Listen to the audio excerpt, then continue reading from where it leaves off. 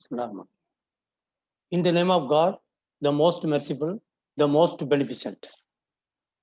Today's lectures, the Indian Contract Act 1872.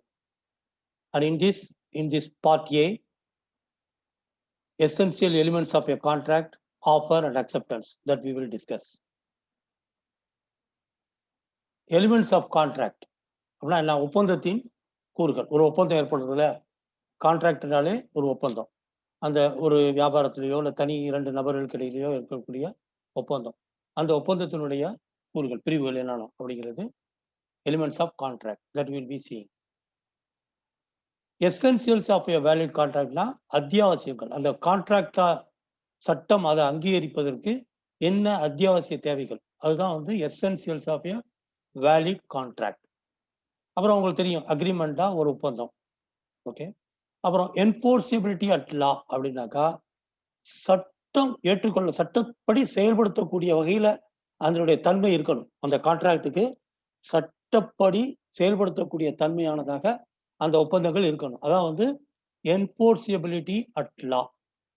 அப்ப அக்ரிமெண்ட்னா என்ன? அது வந்து ரெண்டு பிரிவுகள். ஒன்று வந்து ஆஃபர், இன்னொன்று அக்செப்டன்ஸ். ஆஃபர்னா அதை வந்து இப்போ சலுகைன்னு சொல்லலாம், இல்லைன்னா முன்மொழிதல்னு சொல்லலாம். இப்போ திடீர்னு வந்து இது இந்த ஆஃபர்லாம் நம்ம கடைகள் எல்லாம் கூட பார்க்கணும் இல்லையா, அது மாதிரியும் சொல்லலாம். இல்லைன்னா நம்ம வந்து முன்மொழிவது, நான் இதை தர்றேன், நீ அதை தர்றியா, இவ்வளோ பணம் தர்றியா அப்படின்னு கேட்கணும் இல்லையா, அதான் ஆஃபர். அதை அடுத்த ஒரு அனதர் பார்ட்டி அக்செப்ட் பண்ணிட்டா ஏற்றுக்கொள்ளுதல், அக்செப்டன்ஸ் நடந்துச்சுனாக்கா தட் பிகம்ஸ் அன் அக்ரிமெண்ட். அந்த அக்ரிமெண்ட் வந்து என்ஃபோர்சிபிலிட்டி அட் லா படி இருந்துச்சுன்னா இட் இஸ் அ கான்ட்ராக்ட். அதுதான் நம்ம வந்து மெயினா இந்த இதில் நம்ம பார்க்க போறோம், இந்த வீடியோ அம்சத்தில் நம்ம பார்க்க போறோம். So prepared and presented by NSM Saulami. So fundamentals of commercial laws. This is part of your CA and CMA foundation level examination.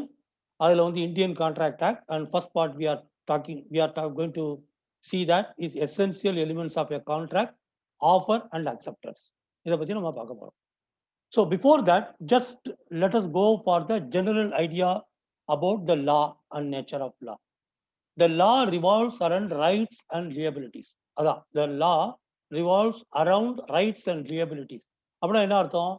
இந்த எனி லா, சட்டம்னு சொல்றோம் இல்லையா, அந்த சட்டம் வந்து உரிமைகளையும் பொறுப்புகளும் இது ரெண்டுக்கு இடையில உள்ள அம்சங்களை பார்க்கறது தான் இந்த சட்டம். அதான் அங்க முக்கியம். In India, people have 3 types of rights.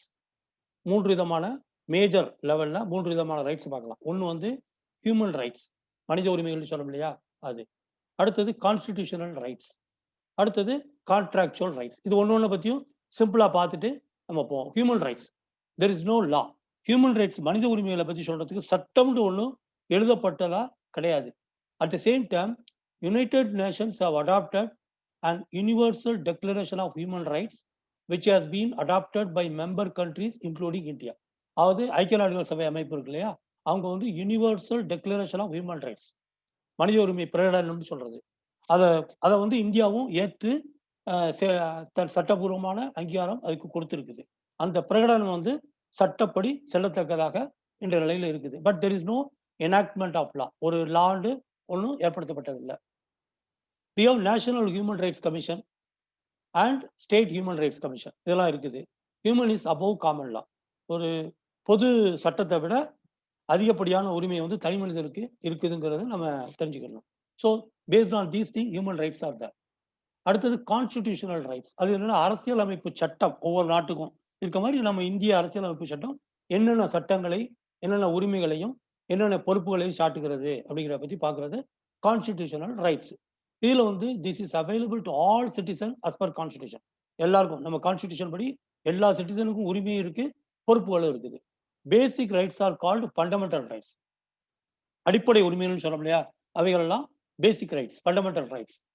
If government or government organisation violate, even வந்து அரசு அதை மீறினா கூட நாம் வந்து நீதிமன்றத்துக்கு போய் நிவாரணம் பெற முடியும். Rights remedy is available to the citizen by making writ petition to the high court. ஹைகோர்ட்டுக்கு ஒரு மனு எழுதினாக்கா நமக்கு வந்து நிவாரணம் கிடைக்கக்கூடிய வாய்ப்புகள் இருக்குது. இது வந்து கான்ஸ்டிடியூஷனல் ரைட்ஸ். மூன்றாவது, நாம இந்த லெக்சர்ல பார்க்க போறது வந்து கான்ட்ராக்சுவல் ரைட்ஸை பத்தி உள்ளது. அதுல தான் கான்ட்ராக்ட் லால வருது. அதுல உள்ள மேஜர் பிரிவுல இருந்து நம்ம போறோம். These are rights and obligations created voluntarily between parties by making contract. இந்த கான்ட்ராக்ட் லா வந்து எப்படி கான்ஸ்டிடியூஷனல் ரைட்ஸ் மாதிரி எழுதப்பட்டு வந்ததில்லை. 2 நபர்களுக்கு இடையில, 2 பார்ட்டிஸ்க்கு இடையில, இல்ல 2க்கு மேற்பட்ட பார்ட்டிஸ்க்கு இடையில அவங்க உட்கார்ந்து பேசி இதெல்லாம் என்னுடைய ரைட், என்னுடைய உரிமை, இந்த உரிமையை நான் உனக்கு வழங்குறேன், இதுக்கான பொறுப்பை நான் உனக்கு மின் மீது சாட்டுறேன், நான் இந்த பொறுப்பை ஏற்றுக்கிறேன், அவங்க பேசி தீர்த்து கொண்டு எழுதி வச்சுக் கொள்றதுனால அவங்களுக்கு கிடைக்கக்கூடிய கான்ட்ராக்சுவல் ரைட்ஸ் கிடைக்குது. அதுதான் நம்ம பார்க்கணும். So before enactment of Indian contract, இந்த இந்தியன் கான்ட்ராக்ட் ஆக்ட் 1872 தான் நம்ம பார்க்க போறது நம்மளுடைய சப்ஜெக்ட் மேட்டர். இதுக்கு முந்தி என்ன இருந்துச்சு, ஒரு சின்ன பேக்ரவுண்டை நம்ம பார்த்துருவோம். The courts in India use to apply English common laws as suited to Indian conditions, customs and usages. நம்ம பார்க்கலாம் 1872னா அப்போலாம் பிரிட்டிஷ் ரூல். அப்போ வந்து நமக்கு தேவையான சூழ்நிலைக்கு வந்து இங்கிலீஷ் காமன் லாஸை தான் நம்ம வந்து ஆங்கிலேயர்களுடைய பொது சட்டம், அதை தான் வந்து இங்கிலீஷ் காமன் லான்னு சொல்றது. அதை தான் நம்ம வந்து இந்திய வர்த்தகர்கள் எல்லாமே வந்து பயன்படுத்திக்கிட்டு இருந்தோம். சம் டிஃபிகல்டிஸ் வேர் நோட்டிஸ்ட், அதில் வந்து சில பிரச்சனைகள் வந்துச்சு. Using English common law, accordingly later the court started deciding cases based on Hindu personal laws and Muslim personal laws. என்ன காரணம், இந்தியாவில் வந்து இந்து மதம் சார்ந்த பண்பாடு, கலாச்சாரம், மத சூழ்நிலைகள், அதே மாதிரி முஸ்லிம்களுடைய வியாபார மத பண்பாட்டு சூழ்நிலைகள், அவர்களுக்குள்ள ஏற்படக்கூடிய ஒப்பந்தங்கள், இதெல்லாம் இருக்குது. உதாரணமாக இந்து அன்டிவைடட் ஃபேமிலின்னு சொல்றது HUF சட்டம் இருக்கு. அப்போ வந்து குடும்ப வியாபாரங்கள் கூட அப்போ இருந்துச்சு. அப்போ வந்து ஆட்டோமேட்டிக்காக அதுக்கெல்லாம் எப்படி தீர்வு காண்றது, இங்கிலீஷ் காமன்லாம் பொருந்தாது. அப்போ வந்து இந்து பர்சனல் லாஸ் இல்லைனா முஸ்லீம் பர்சனல் லாஸ் பயன்படுத்தப்பட்டுச்சு. அப்பவும் வந்து these laws were still not found to fit to address the business complexity. business complexities வளர்ந்துகிட்டே போகுது இல்லையா, அப்பவும் அது ஃபிட் ஆகல. அப்போ என்ன ஆச்சுன்னா separate Indian contract act 1872 was enacted. அப்போதான் 1872ல இந்தியன் கான்ட்ராக்ட் ஆக்ட் 1872 வாஸ் சட்டபூர்வமா வந்துச்சு. பேஸ்ட் ஆன் இங்கிலீஷ் அதனுடைய அடிப்படை வந்து English common law, okay, which is to a large extent made up of judicial precedents. அந்த இங்கிலீஷ் காமன் லாவும் அதுக்கு பிற்பாடு நீதிபதிகள் கொடுக்கக்கூடிய தீர்ப்புகளின் அடிப்படையில் உறுதியாக ஏற்கப்பட்ட விதிமுறைகளையும் சேர்த்து இந்த கான்ட்ராக்ட் ஆக்ட் வந்துச்சு. So the law relating to contracts is contained in the Indian contract act 1872. அதுதான் இதில் இருக்கு. The act as originally enacted is divided into 4 parts. அந்த 1872 கான்ட்ராக்ட் ஆக்ட் இருக்கு இல்லையா, அதில் வந்து 4 பார்ட்ஸ் இருந்துச்சு. அந்த 4 பார்ட்ஸும் என்ன, அதனுடைய இப்போதைய நிலைமை என்ன அப்படிங்கிறத பார்க்கணும். இந்த மாதிரி இந்த பேக்ரவுண்ட் இன்ஃபர்மேஷன் நான் ஏன் கொடுக்குறேன் அப்படின்னா, இப்போ உங்களை பொறுத்தவரைக்கும் CA or CMA ஃபவுண்டேஷன்ல மல்டிபிள் சாய்ஸ் கொஸ்டின் வரும்போது இந்த மாதிரி introduction type of historical type of கொஸ்டின்ஸும் கொஞ்சம் வரும். அதனால கொஞ்சம் நீங்க தெளிவா புரிஞ்சுக்கணும். Okay, the law relating to general principles of contract எல்லாம் ஒரு பிரிவு. அடுத்தது law relating to sale of goods சம்பந்தப்பட்டது. இட் வாஸ் செக்ஷன் 76 to 123 வரைக்கும் சேல் ஆஃப் கூட்ஸ் எல்லாம் அந்த கான்ட்ராக்ட் ஆக்ட்லேயே இருந்துச்சு, 1872 இருந்துச்சு. But later on they were repealed, அப்படின்னா எடுத்தாச்சு, நீக்கிட்டு தனியாக சட்டம் கொண்டு வந்தாச்சு. ஓகே, அதே மாதிரி law relative to special contracts act section 124லேருந்து 238 வரைக்கும் இருந்துச்சு. அவைகளும் வந்து பிற்பாடு எடுத்தாச்சு, ஒவ்வொருக்கும் தனித்தனி சட்டங்கள் கொண்டு வந்தாச்சு. அதில் வந்து contract of indemnity, guarantee, bailment, pledge, contract of agency, இதெல்லாம் என்னன்னா இண்டம்னிட்டினா ஈட்டுறுதி அப்படின்னு சொல்றோம் இல்லையா, அந்த மாதிரி. கேரண்டி அப்படின்னு சொன்னா உத்தரவாதம் கொடுக்கறது. பெயில்மெண்ட்னா பிணை, அது ஒரு ஒரு ஒரு கடனோ ஒரு இதோ வாங்கினா கூட அதுக்கு எப்படி நம்ம வந்து பிணைக்காக ஒரு பொருளை கொடுத்துட்டு வைக்கிறோம் இல்லையா, அது மாதிரி உள்ளது கூட பெயில்மெண்ட் கான்ட்ராக்ட்ல வரும். பிளட்ஜ் உறுதிமொழி கொடுத்துட்டு ப்ராமிஸ் பண்ணிட்டு வாங்குற, உறுதிமொழி கொடுத்துட்டு வாங்குற கடன்கள், வியாபார விஷயங்கள் எல்லாம். அப்புறம் ஏஜென்சி, பிரின்சிபல் ஏஜென்சின்னு சொல்றோம் இல்லையா, அந்த மாதிரி நிறுவனங்கள் உள்ளதெல்லாம், அந்த தொடர்பு நிறுவனங்கள், இவைகளுக்கு தனித்தனி சட்டம் இப்போ உருவாக்கப்பட்டதுனால இந்த இந்தியன் கான்ட்ராக்ட் 1872 உள்ள இந்த குறிப்பிட்ட செக்ஷன்ஸ் எல்லாம் நீக்கப்பட்டிருக்கு, repeal. Law relative to partnership பிசினஸும் தனியா பார்ட்னர்ஷிப் ஆக்ட் தனியா வந்துருச்சு. அதனால அதையும் நம்ம எடுத்தாச்சு. என்னென்ன சட்டம் அப்படி எடுத்துட்டோம்னு சொன்னாக்கா, the sale of goods act 1930 sale of goods act 1930, அது வந்து இந்த சேல் ஆஃப் கூட்ஸ் செக்ஷன் 76லேருந்து 123 வரைக்கும் அதை எடுத்துட்டு அந்த ஆக்ட்ல கொண்டு வந்தாச்சு. த இந்தியன் பார்ட்னர்ஷிப் ஆக்ட் 1932, அது வந்து இந்த பார்ட்னர்ஷிப் பிசினஸ் செக்ஷன் 239 to 266 வரைக்குள்ள எல்லாம் எடுத்துட்டு அதுல கொண்டு போயாச்சு. அப்புறம் the Indian Contracts Act came into force on 1st September 1872. இது நம்ம ஹிஸ்டாரிக்கலா 1st September 1872. sometime இந்த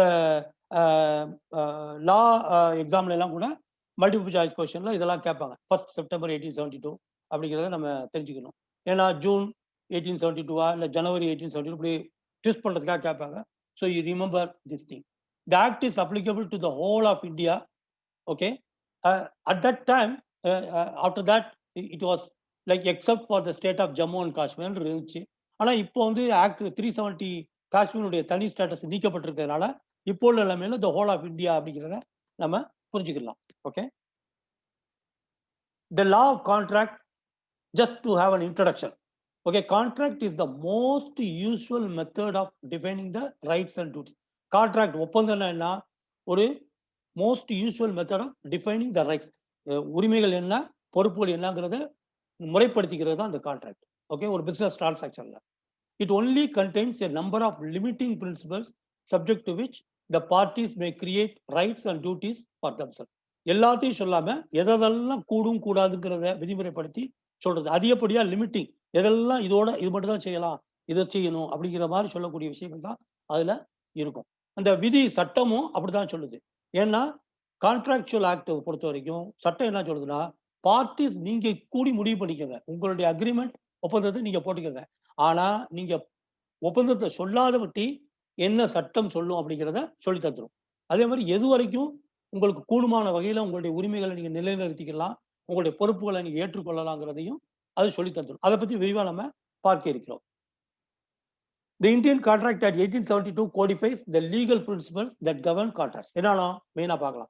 The act basically identifies the ingredients of a legally enforceable valid contract. எதெல்லாம் வேலிடான கான்ட்ராக்ட் அப்படிங்கிறத சொல்லுது. In addition to dealing with certain special types of contractual relationship like indemnity, guarantee, bailment, pledge. இப்போ வந்து கான்ட்ராக்ட்ல தனித்தனி ஸ்பெஷலா இண்டெம்னிட்டி ஒப்பந்தம் அது மாதிரி இருக்குல்ல, ஈட்டுறுதி, உத்தரவாதம் கொடுக்க கேரண்டி, இந்த மாதிரி இருக்கு இல்லையா, பிணை கொடுக்கறது, இதுக்கு ஏற்படக்கூடிய கான்ட்ராக்டுக்கு எப்படிப்பட்ட விதிமுறைகள் இருக்கணும் அப்படிங்கிறதையும் சட்டம் சொல்லி தந்துடும். It states the circumstances when an agreement is voidable or enforceable by one party only and when the agreements are void that is not enforceable at all. என்ன சொல்லுதுன்னா, இந்த சட்டம் என்ன சொல்லுதுன்னா, என்ன மாதிரி சூழல்கள்ல இந்த கான்ட்ராக்ட் வந்து ஏற்கப்பட முடியாதது. Okay, it can be void. இன்னொன்னு, சில சமயத்துல 2 பேருக்கு இடையில ஒரு ஒப்பந்தத்துல ஒரு பார்ட்டிக்கு மட்டும் அது அவர் விரும்புனா அதை வந்து செல்லுபடி செய்யக்கூடிய வகையில அதை என்ஃபோர்சிபிள் லாபடி என்ஃபோர்சிபிலிட்டி கொண்டு வர முடியும் அப்படிங்கிறதெல்லாம் விரிவா நாம பார்க்க இருக்கிறோம். இப்ப ஓவரால் மைண்ட் மேப், நம்மளுடைய இந்த இந்தியன் கான்ட்ராக்ட் ஆக்டுடைய ஓவரால் மைண்ட் மேப் இதுதாங்க. கான்ட்ராக்ட், அதுல வந்து எலிமெண்ட்ஸ் ஆஃப் கான்ட்ராக்டை பத்தி நம்ம பார்க்க போறோம். Essentials of contract another part. இப்போ இந்த இதுல எலிமெண்ட்ஸ் ஆஃப் கான்ட்ராக்டை பத்தி திஸ் பார்ட் ஆஃப் த லெக்சர்ஸ்ல நம்ம விரிவா பார்க்க போறோம். அடுத்தது எசென்சியல்ஸ் ஆஃப் வேலிட் கான்ட்ராக்ட் என்னங்கிறத பார்ட் பில பார்ப்போம். Then types of contract part சில நம்ம பார்க்க போறோம். இந்த எலிமெண்ட்ஸ் ஆஃப் கான்ட்ராக்ட்ல there are 2 parts, அக்ரிமெண்ட் ஒப்பந்தம் சொல்றோம், அடுத்தது என்ஃபோர்சிபிலிட்டி அட் லா. அப்ப அந்த அக்ரிமெண்ட்னா என்ன, ஒரு சைடுல ஆஃபர், இன்னொரு சைடுல அக்செப்டன்ஸ். இதை பத்தி விரிவா நம்ம இப்ப பார்க்க போறோம். What is the contract? Section 2H, அதாவது செக்ஷன் 2H பண்ண பிரசன்டேஷன்லயோ நோட்ஸ்லயோ நம்ம மென்ஷன் பண்ணா, when you write in the exam you should say in accordance to Indian Contract Act 1872 section 2H defines அப்படின்னு நீங்க ஆரம்பிக்கணும். இதை புரிஞ்சுக்கணும். எல்லா என்னுடைய லெக்சர்ஸ்ல செக்ஷன் சமயத்துல SEC மட்டும் போட்டிருப்பேன். அப்போ நீங்க வந்து you should understand that is section 2H. what is that mean? Section அந்த லாவில் உள்ள செக்ஷன் 2ல சப்செக்ஷன் H என்ன சொல்லுது, how it is defined அப்படிங்கிறது தான் நம்ம வந்து இந்த லாவில் பேசுறோம். how do it is defined? the term contract, நார்மலா எல்லா சட்டத்திலுமே பெரும்பான்மையான சட்டங்கள்ல பாத்தீங்கன்னா செக்ஷன் 2 வந்து the definition of each term applicable in the law அதை பத்தி சொல்லியிருக்கும். ஒவ்வொரு டேர்மா இந்த க்ளோசரி ஆஃப் டேர்ம்ஸ்லாம் படிக்கிறோம் இல்லையா, அதனால அது என்ன இது என்ன இது என்னன்னு சொல்லக்கூடியதாக தான் இருக்கும். அதனால செக்ஷன் 2னாலே நீங்க ஞாபகம் வச்சுக்கலாம். சப்போஸ் சமயத்துல சப்ஜெக்டிவ் டைப் ரைட்டிங் எக்ஸாமினேஷன் இருந்தா கூட நான் சில சமயத்துல வந்து எக்ஸாக்டா அந்த நம்பர் சப்செக்ஷன் நம்பர் தெரியாட்டி கூட அக்கார்டிங் டு செக்ஷன் 2 சப்செக்ஷன் அப்படின்னு போட்டு கூட சில பேர் எழுதுவாங்க. அதெல்லாம் ஒரு மெத்தட். ஓகே, நம்ம வந்து ஆனா கொஞ்சம் உறுதியா அந்த சட்டத்துல செக்ஷன் 2 வந்து இந்த மாதிரி டெஃபினிஷன் சம்பந்தமா இருக்காங்கிறத ஒரு வாட்டி நீங்க படிக்கும் போது தீர்மானிச்சுக்கோங்க. Okay, so contract how it is defined as an agreement enforceable by law. அதான் ரொம்ப சிம்பிள்ங்க. இட் இஸ் ஒப்பந்தம், அக்ரிமெண்ட். சட்டப்படி அது வந்து செல்லத்தக்கதா, செயல்படத்தக்கக்கூடியதா இருக்கணும். என்ஃபோர்சிபிள் பை லான்னா சட்டம் முன் வந்து அதை செயல்படுத்த வைக்கும். அதான் எனி ஒப்பந்தம் சட்டம் முன் வந்து செயல்படுத்தக்கூடியதா கொண்டு வந்த முடிச்சுன்னா that means it is a contract. Consist of two things. One is an agreement, another is it is enforceability by law. இதை பத்தி நம்ம விரிவா பார்ப்போம். அதர் டூ லீகல் எக்ஸ்பர்ட்ஸ் எப்படி டிஃபைன் பண்ணியிருக்காங்கிறதையும் நம்ம பார்த்துட்டு கொஞ்சம் கடந்து போவோம். ஏன்னா அவங்க வந்து so they also define. And இதுவும் மல்டிபிள் சாய்ஸ் கொஸ்டின்ல வரும், ஹூ டிஃபைன் அப்படிங்கிற மாதிரி. அதனால இந்த ரெண்டு பேர் ஞாபகம் வச்சுக்க. ஒருத்தர் பேர் பொல்லாக், அனதர் பேர் வந்து salmon. Justice Pollock, justice salmon சொல்லலாம். அவங்க நீதிமான்கள். So Pollock defines contract as every agreement and promise enforceable at law is a contract. Any agreement, any promise enforceable at law தான் அது contract. இவர் என்ன சொல்றாருனாக்கா, contract is an agreement creating and defining obligations between two parties, between the parties, two or more than two. அந்த parties கடையில நீ என்னென்ன பொறுப்பு, நீ என்னென்ன, உன்னுடைய பணிகள் என்ன, உன்னுடைய பணிகள் என்ன அப்படின்னு சொல்றோம் இல்லையா. ஸோ அது வந்து கிரியேட்டிங் அண்ட் டிஃபைனிங் ஆப்ளிகேஷன்ஸ் சொல்றதுதான். வந்து உன்னுடைய பணி என்ன, நீ இவ்வளவு இத்தனை மூட்டை அரிசியை என் வீட்டுக்கு அனுப்பி வைக்கணும். என்னுடைய பணி என்ன, இத்தனை ரூபா பணத்தை பேங்க் மூலமா உனக்கு கொடுக்கணும். அது ஒரு கான்ட்ராக்ட். அப்படி அந்த மாதிரி. So from the above analysis of the definition of contract, it is clear that contract is based on enforceability of an agreement. ஒரு அக்ரிமெண்ட்ல என்ஃபோர்சிபிலிட்டி, சட்டப்படி அதை வந்து செயல்படத்தக்க வைக்கக்கூடியதா இருக்கணும். So agreement and its enforceability are two essential component of contract. ரெண்டு முக்கியமான அம்சங்கள், முக்கியமான அத்தியாவசியமான கூறுகள் இந்த கான்ட்ராக்ட்ல. அக்ரிமெண்ட்டும் என்ஃபோர்சிபிலிட்டியும் ரொம்ப அத்தியாவசியமானது. If either of these two is missing, இதுல ஏதாவது ஒண்ணு இல்லாட்டி கூட இது கான்ட்ராக்ட் ஆக முடியாது. அக்ரிமெண்ட் இருக்கும், ஒப்பந்தம் இருக்கும், நல்லா அச்சடிச்ச ஸ்டாம்ப்ல கையெழுத்து போட்டிருப்பாங்க, சாட்சிகள் இருக்கும், எல்லாம் இருக்கும். ஆனா அது சட்டப்படி செயல்படுத்தக்கூடியதா இருக்காது. வேற ஏதாவது ஒரு காரணமா இருக்கும், இல்லீகல் ஆக்டா இருக்கும். சட்டம் வந்து நிராகரிக்கக்கூடிய ஒரு விஷயமா அது இருக்கும். இப்ப சீனாவோட எந்த வர்த்தகமும் கூடாதுன்னு இருக்கும். நீ ஒரு ஒப்பந்தம் போட்டு எல்லாம் ரெடி பண்ணி வச்சிருப்பீங்க, அப்போ வந்து அது செல்லுபடியாக ஆகாது. என்ஃபோர்சிபிலிட்டி கிடையாது. அந்த மாதிரி விஷயங்கள்லாம் இதுல நம்ம பார்க்கலாம். So let's see each term. அதை பத்தி நம்ம நல்லா புரிஞ்சுக்கணும் சில உதாரணங்களோட. அக்ரிமெண்ட். அக்ரிமெண்ட்னா சிம்பிள்ங்க. ஒரு ஆஃபர் இல்லைன்னா ப்ரொபோசல் ஒரு சைடு, இன்னொரு சைடு அக்செப்டன்ஸ். அதாவது ஏ ஆஃபர் சம்திங், இல்லைன்னா ஆஃபர்னா என்ன, சலுகையோ இல்லை முன்மொழிதலோ, ப்ரொபோசல் மாதிரி முன்மொழிதலோ கொடுத்து அவர் வந்து அவர் இன்னொரு பார்ட்டி அக்செப்ட் பண்ணிட்டாக்கா that means it is an agreement, ஒப்பந்தம் ஆயிடுச்சு. So how section 2E defines agreement as every promise and every set of promises forming the consideration for each other. ரெண்டு பேருக்கு இடையில உள்ள கன்சிடரேஷன். கன்சிடரேஷன் என்னங்கிறத நம்ம விரிவா பார்ப்போம். உதாரணமா ஐ செல் திஸ் கார் டு யூ அப்படின்னா என்ன கன்சிடரேஷன்? த பிரைஸ், த மணி தான் கன்சிடரேஷன். இல்லைன்னா இப்போ எதிர்பார்ட்டினுடைய அவனுடைய ஓல்டு காரும் பிளஸ் மணியும் கூட கன்சிடரேஷனா இருக்க முடியும். இல்லைன்னா அவன் ஏதாவது ஒரு கேம், ஏதாவது ஒரு கேம்ல ஜெயிச்சுட்டா உனக்கு இந்த காரை தர்றேன் அப்படின்னு ஒரு கான்ட்ராக்ட் இருக்குனாக்கா, அப்போ அந்த கேம்ல ஜெயிக்கிறது அந்த நடவடிக்கை ஒரு கன்சிடரேஷன். இப்படி இவனுக்கு கார் கன்சிடரேஷன் அந்த மாதிரி உள்ளது.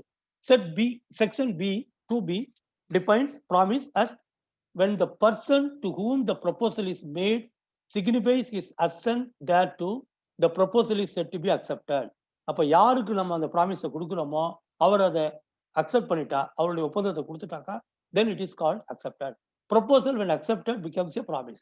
அந்த எப்போ அது உறுதிமொழியா வருது, ப்ராமிஸா வருது அப்படின்னா, சட்டப்படியான ப்ராமிஸா அது மாறுதுன்னு சொன்னா அது வந்து அந்த அதர் பார்ட்டியும் அக்செப்ட் பண்ணும்போது தான் அது வருது. இன் summary we can say an accepted proposal offer is an agreement. அந்த மாதிரி அக்செப்டட் ஆன ப்ரொபோசலா தான் it is an agreement. When such agreement is creating legal relationship, அதுல ஒரு சட்டபூர்வமான relationship வந்துச்சுனாக்கா that becomes law, as per law, as a contract. இதை பத்தி ஒரு சின்ன உதாரணத்தோட நம்ம பார்ப்போம். ஓகே, என்ன உதாரணம்?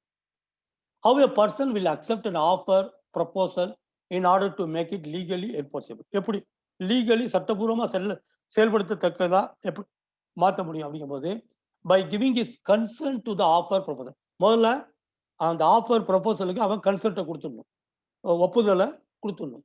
In other words, there must be consensus at item, meeting of mind of both the parties to the contract. இது ரொம்ப முக்கியமான டேர்ம், கான்சென்சஸ் அட் ஐடம் அப்படிங்கிறது நல்லா ஞாபகம் வச்சுங்க. இது கண்டிப்பா ஒரு மல்டிபிள் சாய்ஸ் கொஸ்டின்ல வரும். That means meeting of all the parties to the contract. இப்போ உதாரணமா இவர் ஒரு ஒண்ணு நினைச்சுக்கிட்டு இருப்பாரு, இவர் வேற ஒண்ணு நினைச்சுக்கிட்டு 2 பேரும் ஒரு கான்ட்ராக்ட் பண்ணிட்டாங்கன்னா அது வந்து கான்சென்சஸ் அட் ஐடம், ஒரே மாதிரி சிந்தனையில இல்ல. அதை பத்தி சில உதாரணங்களோட பார்ப்போம். The parties to an agreement must have agreed upon the subject in the same sense and at the same time. Unless there is consensus at item, there cannot be any contract. The meeting of the mind அங்க நடக்கலன்னு சொன்னா என்ன ஒப்பந்தம் எழுத்துல இருந்தா கூட அது செல்லுபடி ஆகத்தக்காது, அது தக்கது அல்ல. அதை நம்ம பார்ப்போம். எப்படி அப்படிங்கிறத கொஞ்சம் பார்ப்போம். Points emerged from the above definition. When the person to whom the proposal is made signifies his assent on the proposal which is made to him, the proposal becomes accepted. ஒரு ப்ரொபோசல் நம்ம கொடுக்குறோம், அவரை accept பண்ணிக்கிறாரு. Accepted proposal becomes set of promises forming the consideration of each other. அடுத்தது ஒரு எக்ஸாம்பிள்ல பார்த்தோம்னா ஒரு சிம்பிளா பார்ப்போம். கான்சென்சஸ் அட் ஐடம் அப்படிங்கிறவருடைய meeting of mind of both the parties அப்படி சொல்றோம் இல்லையா, அதனுடைய எக்ஸாம்பிளா நம்ம பார்ப்போம். A had 2 motor cars, Maruti Alto and Maruti 800. ஒருத்தர் 2 கார் இருக்கு, மாருதி அல்டோன்னு Maruti 800. He intends to sell to be Maruti 800 நான் கொடுக்குறேன் அப்படின்ட்டு மனசுல நினைச்சுக்கிறாரு. I want to sell my car அப்படிங்கிறாரு, வேற ஒண்ணுமே சொல்லல. பி என்ன சொல்றாரு, 2 காரையும் பாக்குறாரு, அவருக்கு மாருதி அல்டோ பிடிச்சிருக்கு. சரி மாருதி ஆல்டோ தான் நமக்கு விற்கிறாரு போல இருக்கு அப்படின்னு அவரும் நினைச்சுக்கிட்டு அவனும் அதை உறுதிப்படுத்தி கேட்கல. B think that Maruti Alto is that is selling. 2 பேரும் அக்ரி பண்ணிக்கிறாங்க. since there is no meeting, 2 பேர் மைண்ட் மீட்டிங் ஆகல. Meeting as both understood the same transaction differently. ஒருத்தன் மாருதி அல்டோ நினைக்கிறான், ஒருத்தன் மாருதி 800 நினைக்கிறான். so accordingly there is no consent and thus there is no contract. இதனால இது கான்ட்ராக்ட் கிடையாது. இன்னும் சில உதாரணம் பார்க்கலாம். இப்போ உதாரணமா பார்த்தோம்னா இப்ப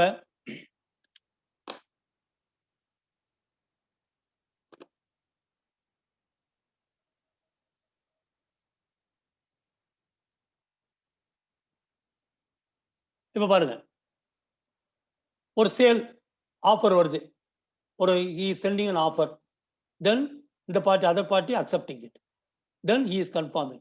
That means it is there is an offer and acceptance.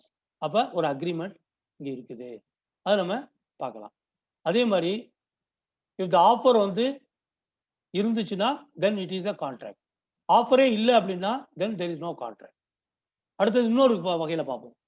there is an offer, இவர் வந்து ஒரு கவுண்டர் ஆஃபர், உதாரணமா ஒரு காரு இதை நான் விற்கிறேன் அப்படின்னு ஒரு ஆஃபர் கொடுக்குறாரு.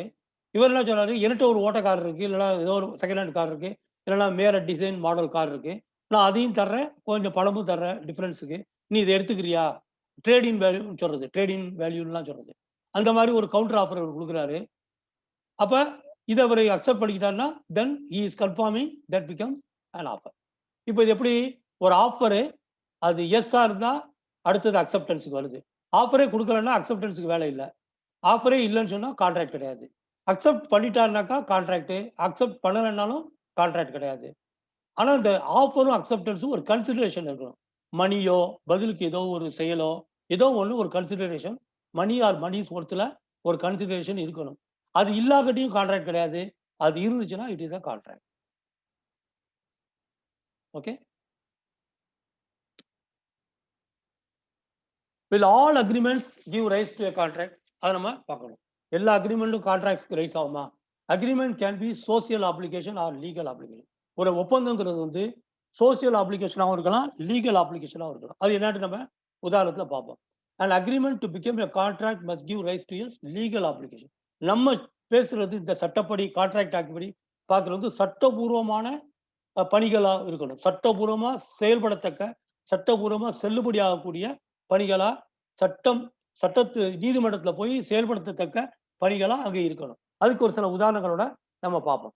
an agreement giving rise to social obligation is not a contract. Social அதாவது சமூகவியல்ல லவ் அண்ட் அஃபெக்ஷன்ல கொடுக்கக்கூடிய ஒரு கணவன் மனைவிக்கு இடையில இருக்க சின்ன சின்ன, நாளைக்கு ஒரு அடுத்த வாரம் உனக்கு ஒரு புடவை எடுத்துறேன் அப்படின்னு சொல்றாரு. 3 வருஷத்துக்கு முந்தி ஒரு நாள் வந்து ஒரு பண்டிகை நாள்ல உனக்கு புடவை எடுத்துறேன் அப்படின்னு சொல்லியிருப்பாரு. அது அடுத்த வாரம் கழிச்சு என்னங்க புடவை எடுத்தாரண்டிங்கள அப்படின்னு சொல்றாரு. கணவன் சொல்லுவாரு, இல்ல அடுத்த வாரம் போவோம் அப்படிங்கிறாரு. சரின்ட்டு அடுத்த வாரம் ஞாபகப்படுத்துறாங்க. அடுத்த வாரமும் அடுத்த வாரம் இப்படி 3 வருஷம் ஆயிடுச்சு. புடவை எடுத்து குடுத்த பாடு இல்ல. திடீர்னு பஞ்சாயத்துக்கு வருது. பஞ்சாயத்துக்கு போகும்போது கணவன் சொல்றாரு, டார்ச்சர் தாங்கலங்க. வாரம் புடவை வாங்கி கேட்கிறாப்ல. அப்படி சொன்னா அது எப்படி இருக்கும்? கேலி கூத்து. அதே மாரி இவங்களும் வந்து புடவை வாங்கி தரேன்னு சொன்னாரு, ஏமாத்திட்டாரு. இவர புடிச்சு உள்ள போடுங்க. இல்லன்னா இவர்ட்ட இருந்து எனக்கு புடவை வாங்கி தாங்க. 3 வருஷம் எனக்கு மன உளைச்சல குடுத்துட்டாரு அப்படின்ட்டு பஞ்சாயத்துக்கோ, நீதிமன்றத்துக்கோ போக முடியாது. காரணம் என்னன்னா, இந்த புடவை வாங்கி தரேன்னு சொன்னது ஒரு லவ் அண்ட் அஃபெக்ஷன்ல சொன்னது. அது அவர் வாங்கி குடுத்தாருன்னா கட்டிக்கிற வேண்டியது தான். இல்லன்னா புடவை பீரோல நெறைய வழியிற புடவையில மாத்தி எடுத்து கட்டிக்கிற வேண்டியது தான். அதுதான் வந்து இது வந்து கோர்ட்டுக்கு போனால் நிக்காது. அதுதான் வந்து சோசியல் ஆப்ளிகேஷன்ஸ். அத பத்தி பார்ப்போம். இப்போ ஃபார்முலா என்ன? அக்ரீமெண்ட்னா offer and proposal and acceptance இருக்கணும். அது எப்படி கான்ட்ராக்ட் ஆகுது? There should be agreement. Any agreement offer and proposal plus agreement. அதுதான் அக்ரீமெண்ட் பிளஸ் அக்செப்டன்ஸ் இது அக்ரீமெண்ட். அந்த அக்ரீமெண்ட் வந்து என்ஃபோர்சிபிலிட்டி அட் லா, சட்டப்படி செல்லத்தக்கதா இருந்தா தான் அது கான்ட்ராக்ட். இல்லன்னா ஜஸ்ட் வந்து சோசியல் ஆப்ளிகேஷனா இருக்கலாம், இல்லன்னா லீகல் ஆப்ளிகேஷனா இருக்கலாம். அதோட நின்றும். Thus, we say that an agreement is the result of the proposal made by one party to the other party, and that other party gives his acceptance thereto, of course, for mutual consideration. அதான் அங்க main. இதுல ஆஃபர்னா என்ன, அக்செப்டன்ஸ்னா என்ன அப்படிங்கிறத நம்ம விரிவா அந்த இதுல நம்ம பார்க்கணும். Okay. So enforceability at law, சட்டப்படி செல்லுபடி ஆகத்தக்கக்கூடிய வகையில எப்படி how we can do that அப்படிங்கிறத நம்ம புரிஞ்சுக்கணும். An agreement to become a contract must give rise to a legal obligation. சட்டபூர்வமான படிகளா, சட்டபூர்வமா செயல்படுத்தக்கூடத்தக்க அளவிலான படிகளா அது இருக்கணும். அந்த தன்மையில அந்த படிகள் இருக்கணும். அதான் legal application, which means a duly enforceable by law. அந்த பணியை செய்யாட்டி கூட சட்டப்படி அதை போய் என்போர்ஸ் பண்ண முடியும் அப்படிங்கிறது. Thus, it can be concluded that contract equal accepted proposal or agreement plus enforceability by law. அப்ப என்ன? Contract comprises of an agreement which is a promise or set of reciprocal promises, that a promise is the acceptance of a proposal giving rise to a binding contract. அதாவது ஒரு promise நம்ம கொடுக்குறோம், அவரும் வந்து அதுக்கு பதிலாக அவரும் ஒரு ப்ராமிஸ் பண்றாரு. இப்படிலாம் கூட இருக்க முடியும். அந்த ஒப்பந்தங்கள் ஏற்படுத்தணும். பட் ஆனால் 2 பேரும் both parties are bind by these things. அதான் வந்து இருக்கணும். ஃபர்தர் செக்ஷன் 2H என்ன சொல்லுதுன்னா, requires an agreement to be worthy of being enforceable by law before it is called contract. Contract சொல்றதுக்கு முந்தி சட்டப்படி செயல்படுத்தத்தக்கதா அது இருக்கணும். enforceable by lawங்கிறது முக்கியமான அம்சம், essential fact. Where parties have made a binding contract, they created rights and obligations between themselves. இப்ப ஒவ்வொரு சட்டத்தினுடைய டெஃபினிஷன்ஸ் அண்டர் செக்ஷன் 2 அதுல உள்ள ஒரு ABCD உள்ள செக்ஷன்ஸை கொஞ்சம் கொஞ்சமா பார்ப்போம். தேர் ஆல் ஈச் டேர்ம், அந்த டேர்மை பத்தி ஒரு புரிதலுக்காக பாசிபிளி வித் சம் எக்ஸாம்பிளோட நம்ம புரிஞ்சுக்கிடுவோம். ஓகே. இப்ப செக்ஷன் 2A என்ன சொல்லுதுன்னா, it defines about proposal offer. ப்ரொபோசல்னா என்ன, ஆஃபர்னா என்ன?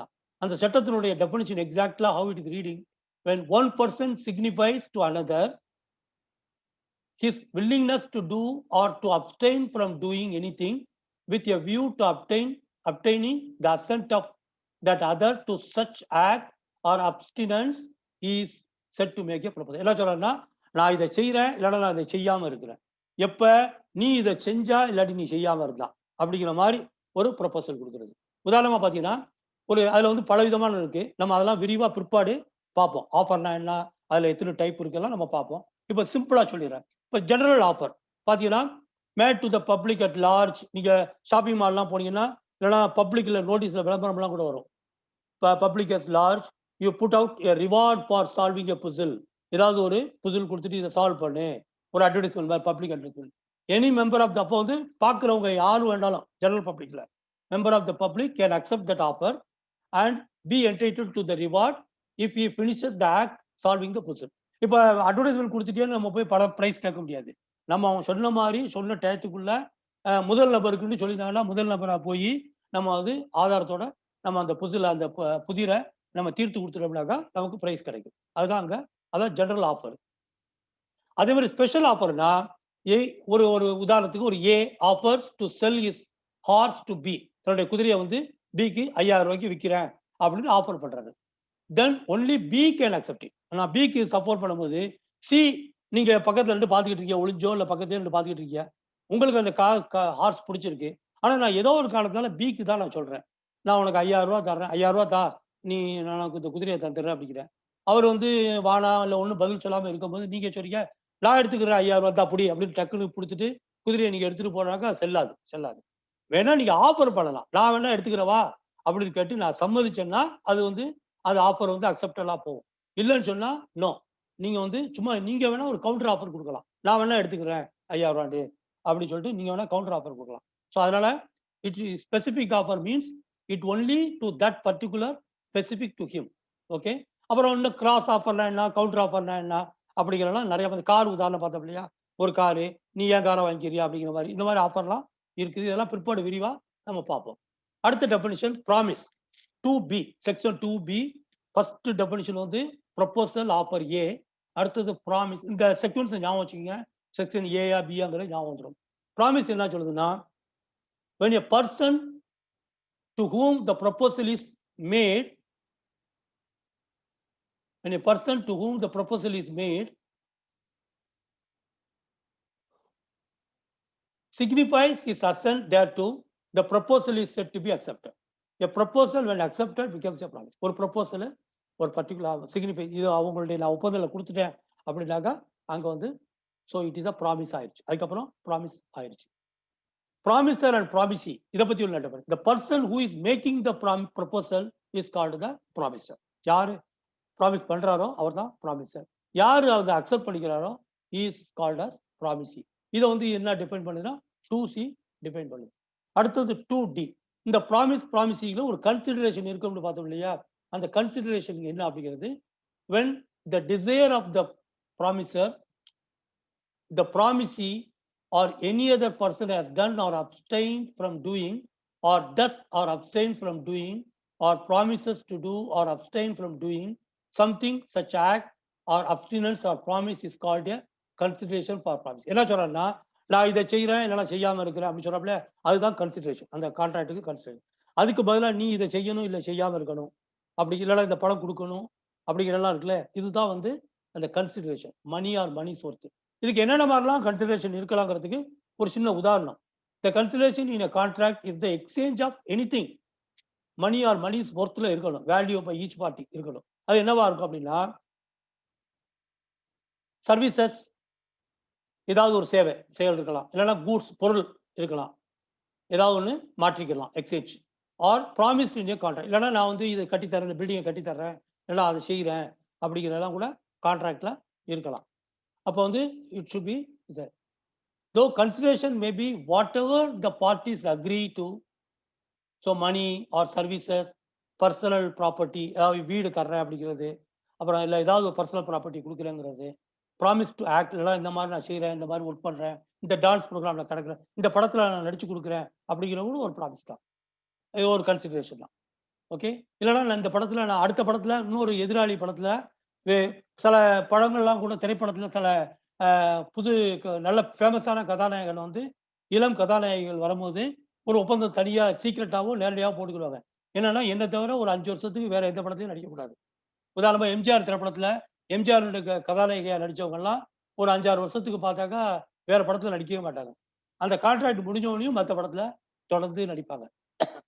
அது மாதிரிலாம் நம்ம பார்ப்போம். இதெல்லாம் வந்து ஒரு ப்ராமிஸ்ல கான்ட்ராக்ட் கன்சிடரேஷன்ல இருக்க முடியும். அடுத்தது agreement section 2E. Every promise and every set of promises forming the consideration for each other is an agreement. There should be promise, acceptance, அதுல வந்து ஒரு கன்சிடரேஷன் இருக்கணும், அதான் வந்து அக்ரிமெண்ட். ஓகே. அப்புறம் ரெசிப்ரோக்கல் ப்ராமிசஸ்.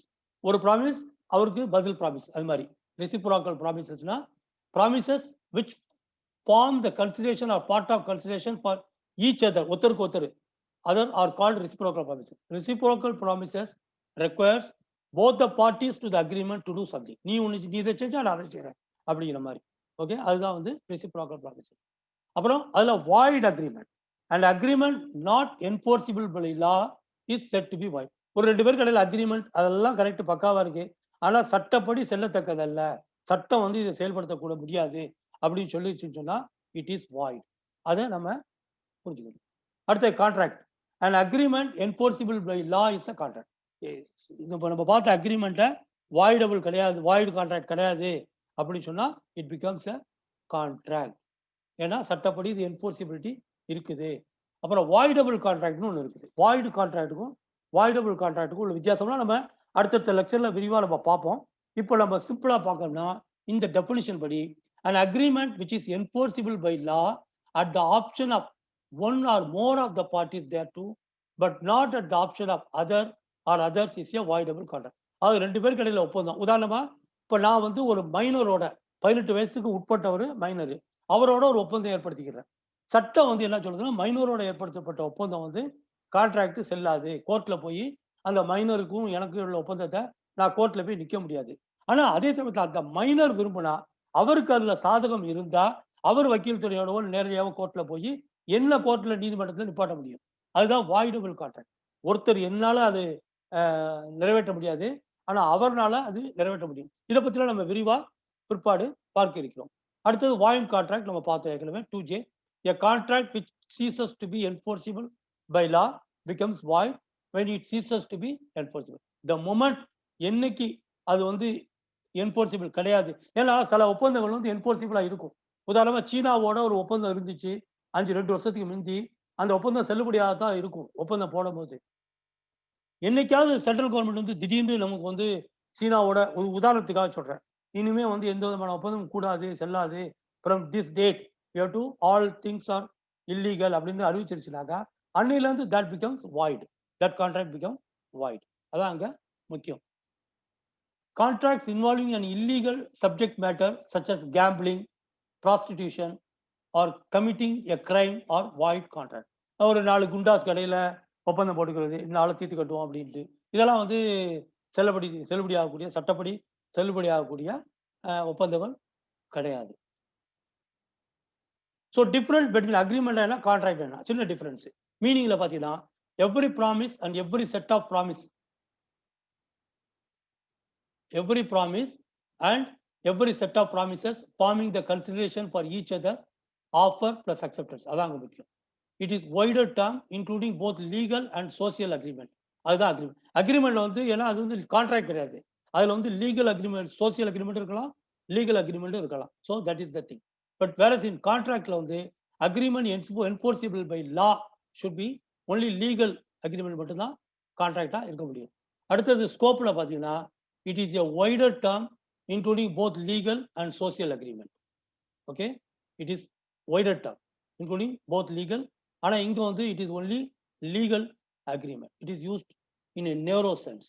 அடுத்தது legal obligation. It may not create legal obligation. Okay, may not maybe legal இதுக்குள்ள அந்த அக்ரிமெண்ட்ல legal agreement இருந்துச்சுன்னா it will create legal obligation. Social agreement இருந்துச்சுன்னா may not create. An agreement does not always grant rights to the parties. Always the agreement வந்து எல்லா டைமுமே ஒரு உரிமைகள் வந்து இன்னொரு பார்ட்டிக்கு கொடுக்காது, அதுவும் இருக்குது. ஆனா இங்க வந்து necessarily creates a legal obligation. A contract always grant rights. ரெண்டு பேருக்கும் எல்லா பார்ட்டிஸ்க்கும் எவ்வரி பார்ட்டிக்கும் இதுல உரிமை இருக்கணும். இப்போ நீங்க இதே பார்க்கலாம், ஒரு கான்ட்ராக்ட்ல வந்து ஏதாவது ஒரு பார்ட்டிக்கு உரிமையே இல்லாம இருந்தா that contract is not valid legally. அதை நம்ம புரிஞ்சுக்கலாம். நேச்சர்ல and all agreements are not contracts. ஏன்னா அக்ரிமெண்ட்ஸ் வந்து எல்லாமே பெரிய ஸ்கோப், அது லீகல் சோசியல் ரெண்டும் இருக்குது. அதனால all agreements are not contract but all contract must be an agreement. அதான் வந்து நம்ம பார்க்குறோம். So this is end. Next part we will cover also. So we have completed the elements of contract and we will in the next part of the lectures essentials of a valid contract we will see what is agreement, free consent, இதை பற்றிலாம் நம்ம வந்து ஃபுல்லாக பார்ப்போம். தென் we'll go to types of contract and other things. Thank you. எல்லா போலும் இறைவனுக்கே